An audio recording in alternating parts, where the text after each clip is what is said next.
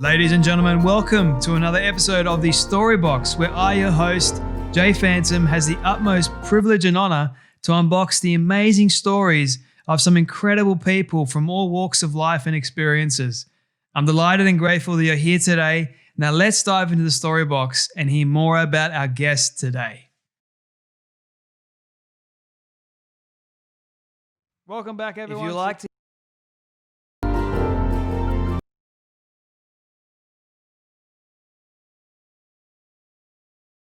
Welcome back, everyone, to the Storybox. Today, my friends, is going to be a cold one. I'm just kidding. It's not going to be cold, but it will be awesome, because I have Leah Scott on the Storybox today. Now, if you don't know who Leah is, she is an accredited Snowy Mountains guide, certified level 2 Wim Hof Method Instructor, breathwork specialist, extreme cold tolerance practitioner, and a mother of 2, just to top it off. Like all that in one is what Leah does, and she's really, really talented and good at it. She does all these retreats and up in the Snowy Mountains and teaches people how to control their breath and embrace the cold weather, which is honestly insane when you really think about it, but it works. And many people I know of actually do the Wim Hof method. I myself have cold showers sometimes. It sucks, but it really, really works. And we dive into, on this episode, Leah's story, how she got started doing the Wim Hof method, and having conquered her own battle of anxiety, stress, depression, and sleeping problems. Her mission is now to help people improve their health and well-being by reconnecting them to nature and helping them to rediscover their inner wild thing. Her philosophy on cold exposure training is that it's best experienced in nature, snowy treks, or swimming in icy rivers and lakes. Now, some of you are already getting cold just thinking about this. I know. I am right now. But it offers such a unique opportunity to step outside of your own comfort zone and learn so much more about yourself. Now, Leah has been doing it for quite some time now. She's highly qualified. She knows exactly what she's doing, and her story is incredible, very inspiring, and I know you guys are going to get a lot out of it. So with that being said, my friends, here's what I need you guys to please do. If you want to see this interview in the flesh, you can now by going on YouTube, typing in the Storybox and finding us there, subscribing on YouTube and watching the full interview there. It is much better than listening. That's if you do like watching things. But you can watch it over there, and you can also subscribe on Apple Podcasts too for updates. You can follow us on Instagram, the Storybox Podcast, and Leah Scott as well. And you can see more about her work on her website. It's called leahscott.net. I'll make sure that's all in the show notes below. So, my friends, if you can also please, if you get something out of this and enjoy this episode, please do leave a 5-star rating and review. It helps go a long way in projecting stories like Leah's to the world so they can be inspired themselves and go about and doing amazing things and changing the world. So remember, you can spend 30 seconds doing that, and you can go and change so many people's lives. You have the power to do that just by using 30 seconds of your time. So with that being said, my friends, let's dive into the Storybox and hear Leah Scott's story. Thank you so much for having me, Jay. I appreciate it. It is my pleasure. And I guess before we dive into your backstory and why you do what you do, I have one question that I love asking people to start off with, and that is, what does success look like to you? Wow. Success for me is really enjoying my day-to-day life and feeling fulfilled and pleasant, really. And I gain a lot of fulfillment and pleasantness through passing on my way of life. So each day really is extremely successful for me. It is not work whatsoever. I am extremely blessed for all of this to have come along, and to see the smiles on other people's faces it's very humbling, and I'm very grateful. Where did to be this able to do that. success come from for you? Was it more of a gradual thing over time that you sort of realized, okay, this is what success is for me? Or was there a catalyst moment somewhere in your life? Yeah. Look, I would have to say there was a moment, and that was I separated from my husband about 6 years ago, and I had a extreme anxiety, stress, depression, panic attacks, and I was getting to the point where I was avoiding leaving the house, and I started to see my own wounds at the time affecting my boys. So I'm a single mum. My entire life changed overnight. And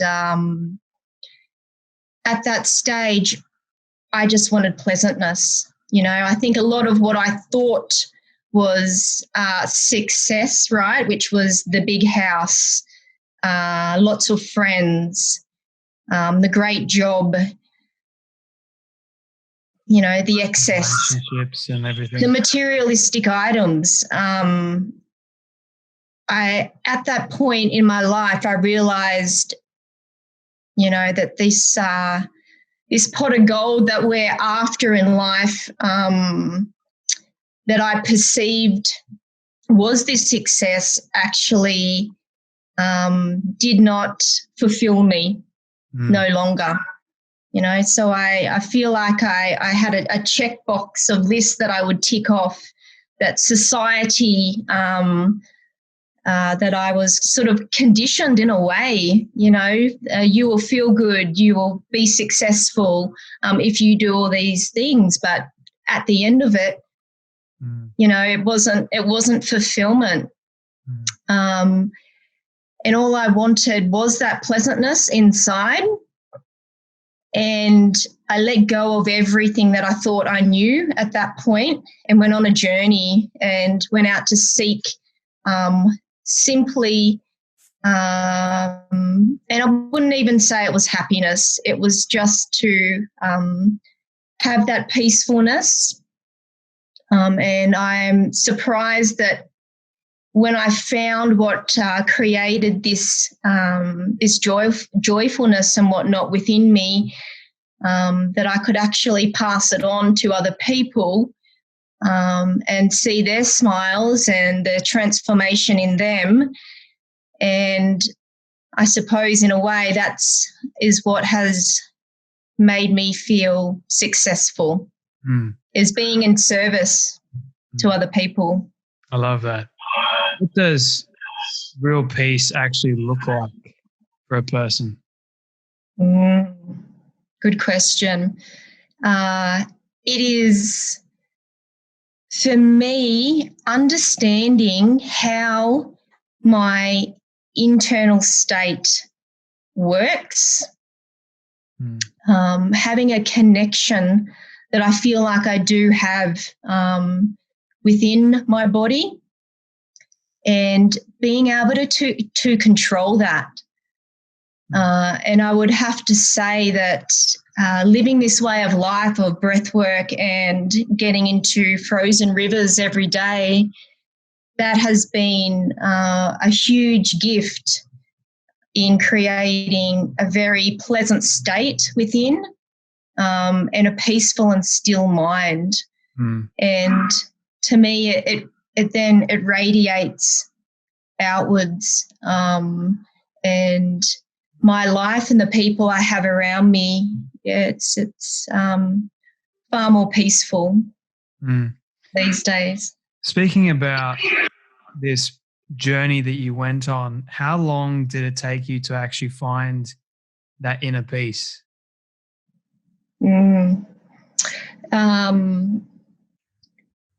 So I would say the first time I gave Wim's breathwork a go, I listened to him on the Joe Rogan podcast. So, yeah, this was going back nearly 5 years now, 4.5 years ago. And at this stage, remember, I was very anxious. My mind was racing, many rabbit holes, and not sleeping at night. And I was at the point where I was going to give anything a go. And doing his breath work, 20 minutes, his guided breathing off his website, I come out feeling calm, peaceful, and it was serenity. It was very euphoric. So I saw lights and colours, and I remember that day like it was yesterday, because I felt like I'd been searching for this type of pleasantness through exercise and good nutrition my entire life. And I'd found it by focusing and getting to know, my breath. Wow. So for those people that don't actually know the Wim Hof method and what it actually is, are you able to explain a little bit about it? And then I'm curious to know a little bit about, you're more than welcome to avoid this question, but why were you anxious after everything sort of transpired? And why did that lead to the stresses and the depression and everything like that? Okay, well, I'll start off with the Wim Hof method. So it entails 3 pillars. We have the breath work, the gradual cold exposure, and the commitment, right, which is and mindset and focus, right? I mean, to truly get to know the benefits of any way of life, one must commit. Yep.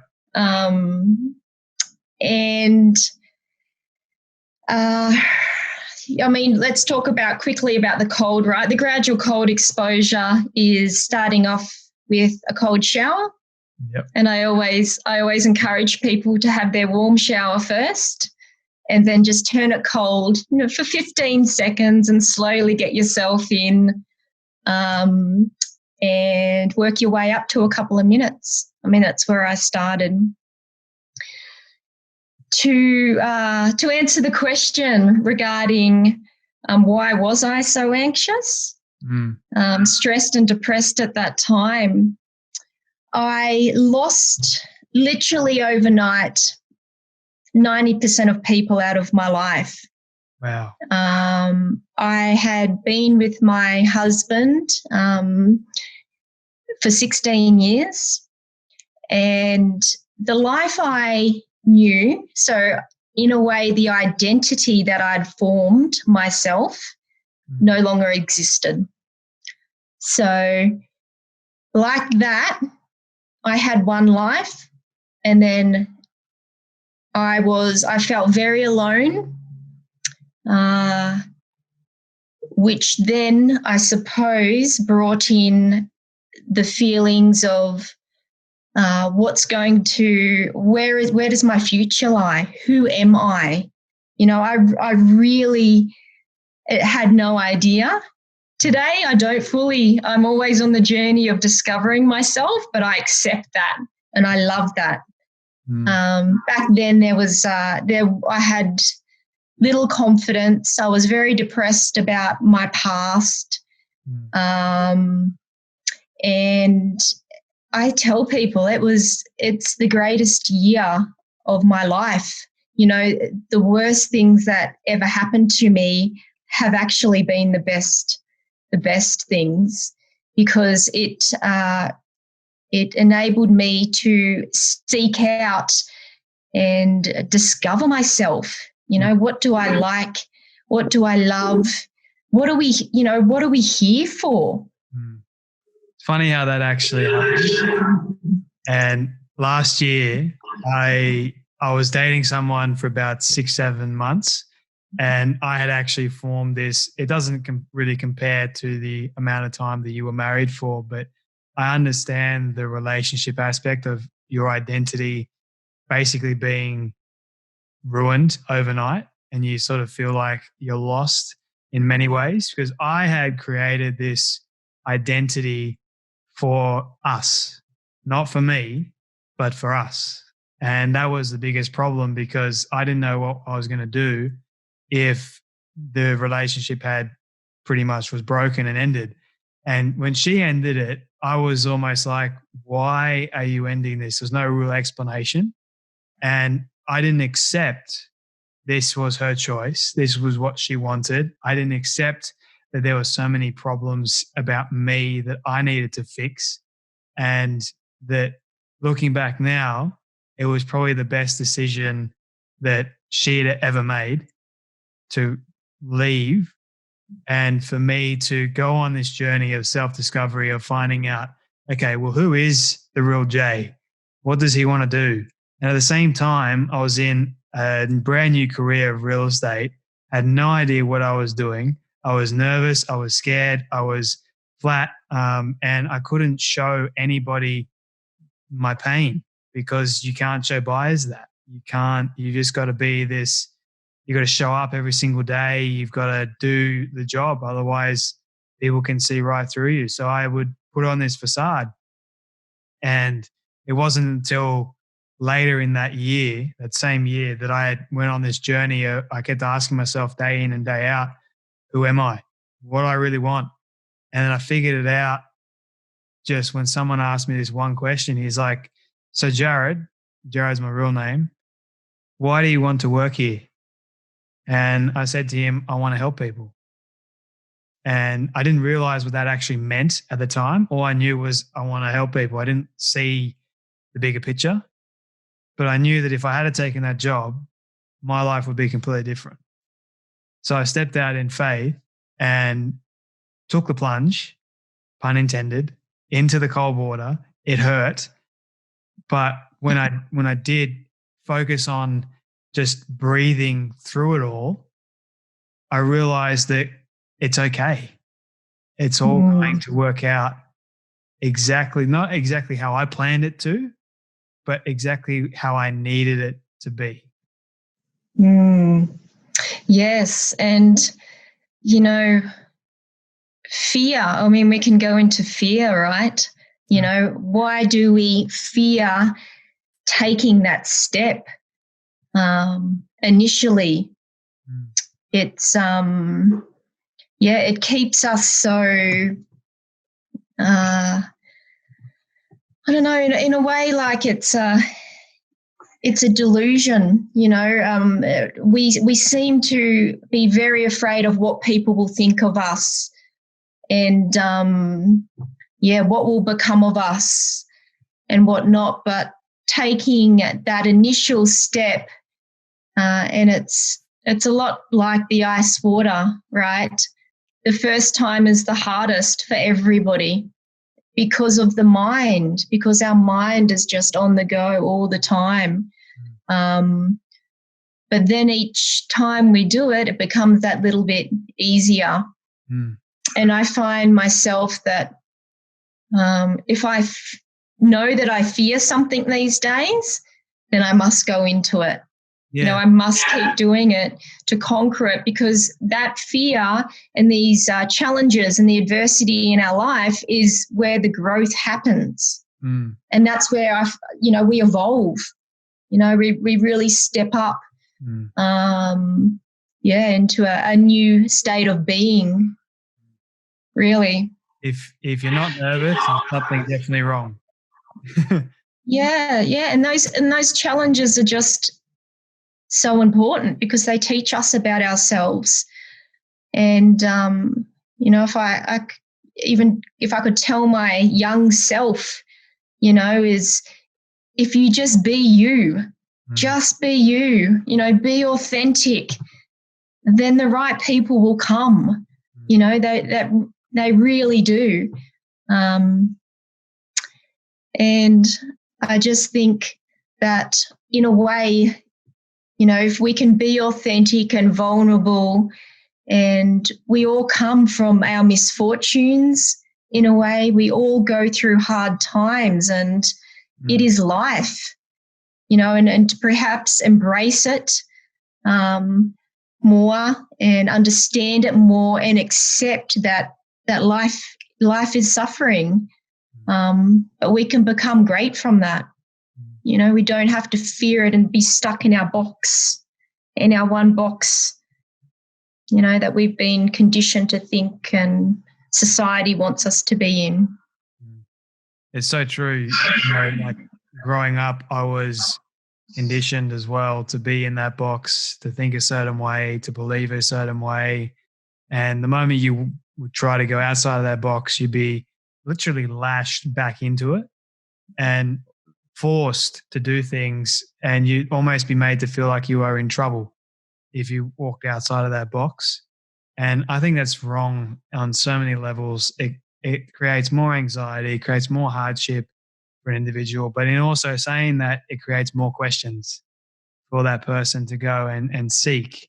And it created within me a curious mind. Well, why is this the case? Why am I being placed in this box? Why? There has to be something else. There has to be more to life than the way I'm living. You know, like I knew that if I was to step outside of that box, all hell would break loose. But when I did, it wasn't like I thought in my mind it would be. Something completely different. And I think there was this fear attached to it. And that's why a lot of young people get stuck and they're not afraid to break outside of the box, is the fear of what everyone else is thinking of them, the fear of disappointment, the fear of loss, you know, the fear of something new. So challenging that line of thought was something that I wanted to do, you know, because I experienced so much loss in my life beforehand. So I'm like, what's the worst that can happen? I can step out in faith, knowing that fully well this is exactly what I want to do, or I can stay in the box, be miserable for the rest of my life, and be like passed back and forth, tossed to and fro, and just be spoon-fed everything that I don't really need. It's what they make you think. Yeah, and I think when you're in the box for a long time, I thought it would be far more difficult to step out of it. That life, you know, I was in a way in my comfort zone, right? And stepping out of the box was extremely uncomfortable. But in another way of thinking, I think we step out of the box when we're ready as well. And I suppose in a way with this way of life that I pass on, it does bring people out of their box, so out of society and out of their bubble that they're in, especially the retreats, right? Because they're normally around 3 days. And people go through this huge transformation of really delving into the breath work and going deep within themselves and connecting and taking them away from their society, you know, where we always, it's creates a great deal of change. And I think people come and for that experience again when they're ready, you know, when it's supposed to happen. And I do tell people, like, I'm not here to help people. You know, I really don't believe that I can help anyone. You know, I really believe that we help ourselves at the right time. And perhaps in a way society is the way it is, and it's overcoming the challenges at the right time in our life for us to then evolve and go off into our own direction. It reminded me of a story, where a man walks past an elephant one day and he noticed that there's no bars, there's no chains, there's nothing. The only thing that's holding the elephant is a little piece of rope. And he asked the trainer, he's like, so why doesn't the elephant break free? And the elephant trainer says to the man that when these elephants are young, they are conditioned. We train them on this small piece of rope. So when they get older, they are conditioned to think that that rope is strong enough to hold them there. And it's almost like we are that elephant, and we're not. We may think that we are ready to break free, but we don't want to because of this safety net that we create for ourselves. And I love the Wim Hof method of getting outside of your comfort zone, doing something that is completely abnormal, and experiencing the beauty that life really has. And it comes with a lot of these retreats. I haven't been to one, but I've heard a lot about them. And that 3-day experience, like I've been on camps and everything like that, you have this detachment from society, and it's just you and that group, and you're helping each other along. And I think that is important. And especially with Wim Hof, getting in that water. I mean, I'm looking at doing that down the track, but why does the cold water, in your opinion, and from your extensive research, why does the cold water make such a big difference to our psyche, to our body? Well, I think that nature has a big part in that as well. So spending a lot of time, for me, I'm always going down into the rivers, and, I'm walking barefoot along the bank, and the cold brings, I find, a very deep awareness and a true, connection to the body, because when you're in there, it's you. It's you and the ice water. It's you and your mind. It's you and your emotions. And there's no escaping that. And the body completely knows what to do if we can let the mind go. And we're forced into it becomes a meditation practice, really, within that cold water, to be able to stay there and learn, for me to learn about myself and get rid of the stress, and to calm myself down with the breath is just something that nothing else that I've ever experienced has given me. So that has been such a gift. And, whether we go into the science and say it's the huge noradrenaline dump, right, that we get from, first going in and hitting that sympathetic nervous system and calming down into parasympathetic, and the dopamine, standing on that riverbank and not wanting to go in, and having this beautiful reward afterwards from conquering the fear. But it's the depth of awareness and focus and attention. We can really pitch our awareness to different levels with different tools that we use. And the ice water, the river, is right up the top here. There's nothing like it. And I tell people it's 2 minutes. It's 2 minutes to change, your day.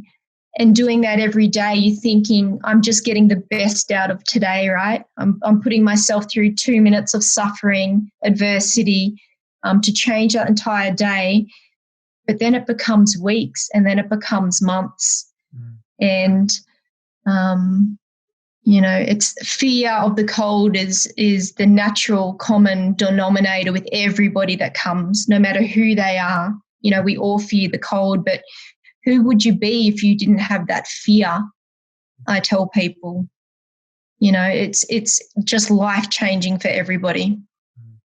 Have you ever missed a day? Maybe a couple, yes. But if I can't make the river, right, because I'm not always here, I fly Australia and even the world now. I've just been in Europe and Utah, but I always have a cold shower. It's the breath work, the cold shower. It's just like brushing my teeth. Wow, so it's naturally like second nature to you now.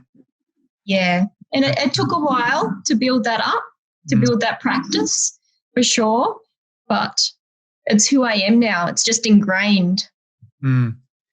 I'm curious as well, have you ever had someone freaking out while doing the retreat? Like the moment they get in the water, they're freaking out and they want to get outside of the water? Yes, yeah, it does happen. It happens a lot less these days. The breathing is hugely important, right, to going into the ice water. It's very calming for our nervous system and creates stillness in the mind. Bringing in the science, according to science, we're raising our blood pH. We're turning off pain receptor. And that really enables people to go in a lot more calmly. But what happens every now and again is they do have a bit of a shock, right? Because the mind can be, it takes over, but they come out and they look at me and they say, "Can I do that again?" Sure. So they might spend 10 seconds, 30 seconds, 40 seconds, right, in the cold, come out, and then they go back in and do the 2 minutes because we can all do it. It's just stepping away and creating distance from the thoughts and just letting the body do its thing, and we naturally calm down within it. I've always found, I was thinking this earlier before we started recording, how I go out at 4 a.m. in the morning, some mornings in the freezing cold. I love the winter time. And I always say that I was born the second last day of winter. I was born on the 29th of August. And I always say that whenever I go outside and I'm running in the brisk morning cold air, shorts and a t-shirt, sometimes wear a jumper, I just feel more alive. I feel like there's this sense about me that no one can stop me in this moment. Like it is literally incredible. Like your lungs feel heightened beyond what they would in summertime, and your nervous system is more heightened, is more aware. You don't feel the pain as much except for in your fingertips, which is weird. Like the only place I really feel the most pain is my fingertips. Every other part of my body is fine. But so I can explain that too. Can you explain that to me? Yeah, for sure. So the body goes through a process called peripheral vasoconstriction. Okay, so we've got our cardiovascular system, which is over 100,000 kilometers of veins, arteries, vessels, capillaries.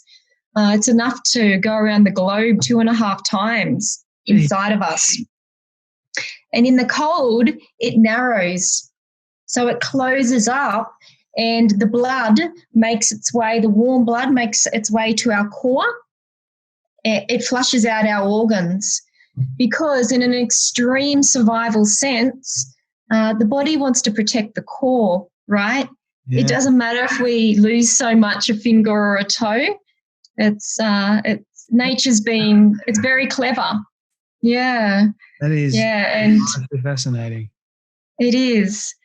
But also, right, these capillaries and veins are muscular, so we can train them. So the more we go into the cold, and I find as winter progresses that the pain in my fingers and my toes become less. I'm also worried about my toes. Like I've gotten used to them being cold and everything like that. The fingers I've noticed as well over the last couple of winters, they're not as bad. It's when you sort of like use them, you try and grip something, or you're just trying to like get the blood flowing once again. But I've noticed every single winter, everyone's always asking me like, Jay, you're crazy for going outside in the freezing cold. Why do you do it? And I'm like, because I love it. You've got to experience it for yourself. And I see people running with long pants. They're all rugged up. I'm like, no, come on. Take it off and experience. You're not getting the full experience of the winter air. I mean, it's great. It's great for you. I've had a couple of people like they used to honk their horns because I'd be running in the freezing cold. I'm like, it's hilarious. And they're all, Yeah. So, I mean, I'm here in Jindabyne, and part of my winter practice is to get up at 6:30 in the morning and run around the block, and it's -5 and I'm in shorts in a tank top, right? Because, again, it just feels incredible, and it is different to spending 2 minutes in the river. It's a completely different practice in my eyes. And I choose a loop because around halfway, the vasoconstriction and the pain that I have in my fingers is incredible. But focusing on my breath, it becomes a meditative practice. My meditation is improved immensely from doing that, which is I'm just trying to create distance from the pain, and so I can relate even to the honking of the horns, especially if it's snowing. But to come back then inside my home and sit on the couch and just sit and feel the warm and the cold blood mixing throughout, the cardiovascular system is pretty cool. It's just joy, peace, pleasantness. I love when you come home. My mum's always got the air conditioner on, which frustrates me no end because my body temperature is crazy. Like, it's the weirdest thing on the face of the earth. It's probably because I got barely any body fat on me. But whenever I come home, it's almost like this massive slap in the face. Like, I'm in the cold air and then I'm in the hot air, and it's like, oh, that hurts. My body's waking up a second time. It's hilarious. But I guess I am mindful of your time, Leah. So I want to ask you a few more questions, if you don't mind. What would you say is your greatest achievement out of your life so far? Oh, I'm going to have to say having my boys, Jay, for sure, because I just would not be here. Wouldn't be the person I am without them. So I'm sure that's probably a common answer. No, it's okay. Honestly, I like it when people actually say their family, because it shows where their values and their heart actually lies. It's not enough. I think, and they have been my greatest teachers, right? And of course, the river comes second, but they've taught me to just observe them, and in many different ways. I watch them, and I feel like I have a deeper understanding of life, and what it entails, just from their gifts and what they've given me. Do they follow in Mum's footsteps with the deep breathing, or is it just you and they think you're crazy? Yeah, no. So, I think that, children as well, they seem to learn off observation, right? And I've never forced them into doing what I do, but they've watched me for years now. And they're almost at this daily practice before school. They'll do a couple of rounds of breathing, and it's modified, right? Because they're 11 and 12. 10 and 11 now, and so it's not the normal Wim Hof breath work, but they know their bodies and that they know how to guide their breathing. And they've just even last month they were ice bathing in the chest freezer. My eldest will come down to the river. Winter's difficult for him around here. Obviously it's frozen, it's too much, but it's given one of my sons, he knows he can create incredible focus, and he can get into his schoolwork and whatnot a lot more. So, it's a tool they'll have forever, whether they use it or not. Mm-hmm. But yes, at the moment they do. Yeah. Start them young. And that's probably like the best thing a young person can have is focusing on their breathing, and that's going to help them a lot in life. I wish I had. Me too. Yeah. So yeah, me too. My last question for you, Leah, is my legacy question I love asking people at the end. And that is, you've reached the age of 100 and your friends have put together a film or a mixtape, whichever one you prefer, of everything you've ever said and everything you've ever done. Don't ask me how they got it all. They just did. And they played it for you on your 100th birthday. What do you want the film or mixtape to say and to show about your life?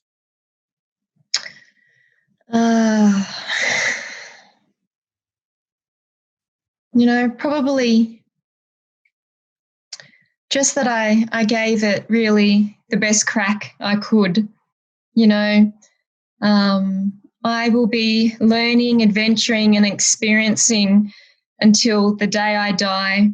I try not to pretend or act like I know much, because I don't.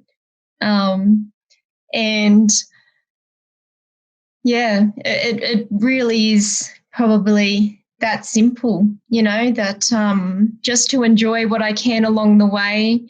And if I see some smiles and from other people that perhaps, we've created together, then, I will be, it's just gratefulness and whatnot, because I'm passing time by the best way I can, really I could.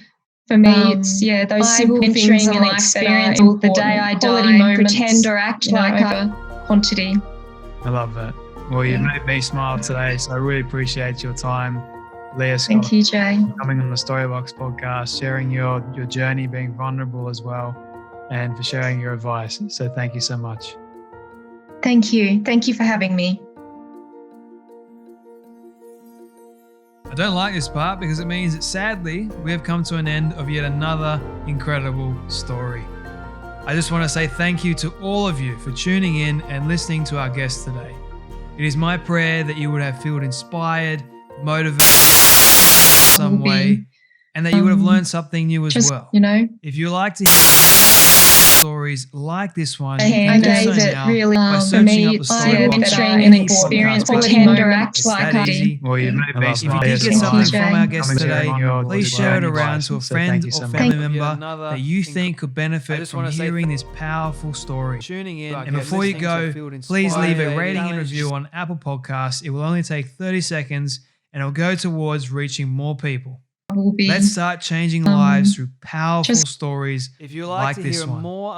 Your support is greatly appreciated. Until next time, we dive back into the Storybox.